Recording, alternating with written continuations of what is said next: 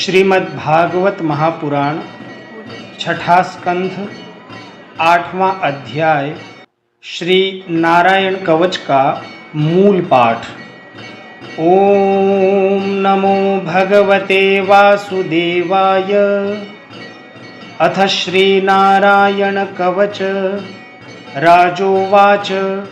यया गुप्तः सहस्राक्षः सवाहान् रिपुसैनिकान् क्रीडन्निव विनिर्जित्य त्रिलोक्या बुभुजे श्रियं भगवंस्तन्ममाख्याहि वर्म नारायणात्मकं यथा ततायिनः शत्रून् येन गुप्तो जयन्मृधे। श्रीशुक उवाच वृतः पुरोहितस्त्वाष्ट्रो महेन्द्रायानुपृच्छते नारायणाख्यं वर्माः तदिहैकमनः शृणु। विश्वरूप उवाच धौताङ्घ्रिपाणिराचम्य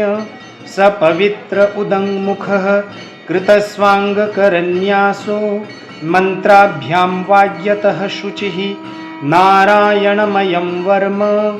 सन्नह्येद्भय आगते पादयोर्जानुनोरूर्वो रुदरे हृद्यथोरसि मुखे शिरस्यानुपूर्व्या दोङ्कारादीनि विन्यसेत्। ॐ नमो नारायणायेति विपर्ययमथापि वा करन्यासं ततः कुर्याद् द्वादशाक्षरविद्यया प्रणवादियकारान्त मङ्गुल्यङ्गुष्ठपर्वसु न्यसेद्धृदय ओङ्कारं विकारमनुमूर्धनि शकारं तु भ्रुवोर्मध्ये णकारं शिखया दिशेत् वेकारं नेत्रयोर्युञ्ज्यान् नकारं सर्वसन्धिषु मकारमस्त्रमुद्दिश्य मन्त्रमूर्तिर्भवेद्बुधः सविसर्गं फडन्तं तत् सर्वदिक्षु विनिर्दिशेत्। ॐ विष्णवे नम इति आत्मानं परमं ध्यायेत् ध्येयं षट्शक्तिभिर्युतं विद्या तेजस्तपोमूर्तिमिमं मन्त्रमुदाहरेत्। ॐ हरिर्विदध्यान् मम सर्वरक्षां न्यस्ताङ्घ्रिपद्मः पतगेन्द्रपृष्ठे दरारिचर्मासि गदेषु चाप पाषाण्दधानोष्टगुणोष्टबाहुः जलेषु मां रक्षतु मत्स्यमूर्तिर्यादो गणेभ्यो वरुणस्य पाशात् स्थलेषु मायावटुवामनो व्यात् त्रिविक्रमः खेवतु विश्वरूपः दुर्गेष्वटव्याजिमुखादिषु प्रभुः पायान्नृसिंहोऽसुरयूथपारिः विमुञ्चतो यस्य महाट्टहासं दिशो विनेदुर्न्यपतंश्च गर्भाः रक्षत्वसौ माध्वनियज्ञकल्पः स्वदंष्ट्रयोन्नीतधरो वराह रामोद्रिकूटेष्वथ विप्रवासे स लक्ष्मणो व्याद्भरताग्रजोऽस्मान् मामुग्रधर्मादखिलात् प्रमादान् नारायणः पातु नरश्च हासात् दत्तस्त्वयोगादथ योगनाथः पायाद् गुणेशः कपिलः कर्मबन्धात् सनत्कुमारोऽवतु कामदेवात् हयशीर्षा मां पथि देवहेलनात् देवर्षिवर्यः पुरुषार्चनान्तरात् कूर्मो हरिर्मां निर्यादशेषात् धन्वन्तरिर्भगवान् पात्वपथ्याद् द्वन्द्वाद् भयादृषभो निर्जितात्मा यज्ञश्च लोकादवताज्जनान्ताद् बलो गणात् क्रोधवशादहीन्द्रः द्वैपायनो भगवान् प्रबोधात् बुद्धस्तु पाखण्डगणात् प्रमादात् कल्किः कलेः कालमलात् प्रपातु धर्मावनायोरुकृतावतारः मां केशवो गदया प्रातरव्यात् गोविन्द आसङ्गवमात्तवेणुः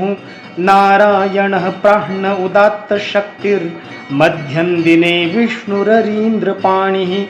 देवोपराह्णे मधुहोग्रधन्वा सायं त्रिधामावतु माधवो मां दोषे ऋषिकेश उतार्धरात्रे निशीथ एकोवतु पद्मनाभः श्रीवत्सधामा पररात्र ईशः प्रत्यूष ईशोऽसि धरो जनार्दनः दामोदरो व्यादनुसन्ध्यं प्रभाते विश्वेश्वरो भगवान् कालमूर्तिः चक्रं युगान्तानलतिग्मनेमि भ्रमत्समन्ताद् भगवत्प्रयुक्तं दन्दग्धिदन्दग्ध्यरिसैन्यमाशु कक्षं यथा वातसखो हुताशः गदेश निस्पर्शन विस्फुलिङ्गे निष्पिण्ढ्यजितप्रियासि कूष्माण्डवैनायक यक्षरक्षो भूतग्रहांश्चूर्णय चूर्णयारीन् त्वं यातु धान प्रमथ प्रेतमात्री पिशाच विप्रग्रह घोरदृष्टीन् दरेन्द्र विद्रावय कृष्णपूरितो भीमस्वनोरेर्हृदयानि कम्पयन् त्वं तिग्मधारासि वरारिसैन्य मीशप्रयुक्तो मम छिन्धि छिन्धि चक्षुंषि चर्मञ्छतचन्द्रछादय द्विषामघोनां हरपापचक्षुषां यन्नो भयं ग्रहेभ्यो भूत् केतुभ्यो नृभ्य एव च सरीसृपेभ्यो दंष्ट्रिभ्यो भूतेभ्योऽङ्घोभ्य एव वा सर्वाण्येतानि भगवन् नामरूपास्त्रकीर्तनात् प्रयान्तु संक्षयं सद्यो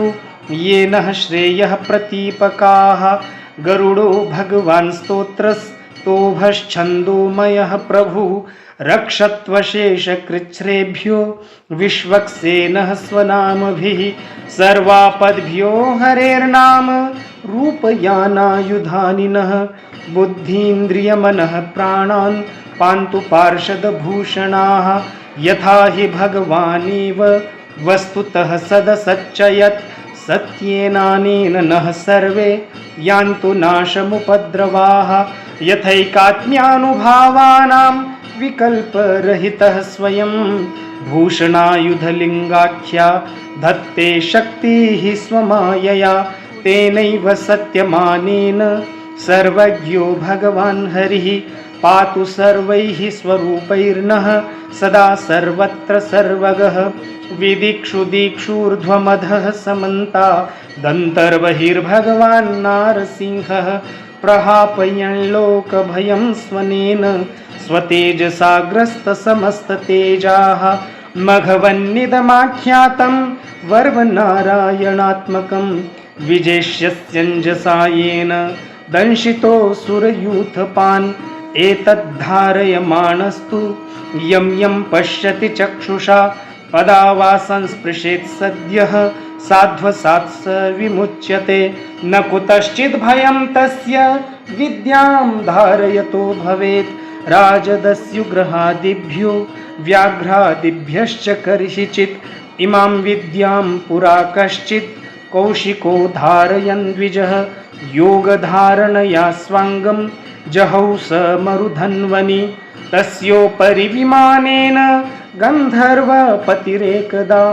ययौ चित्ररथः स्त्रीभिर्वृतो यत्र द्विजक्षयः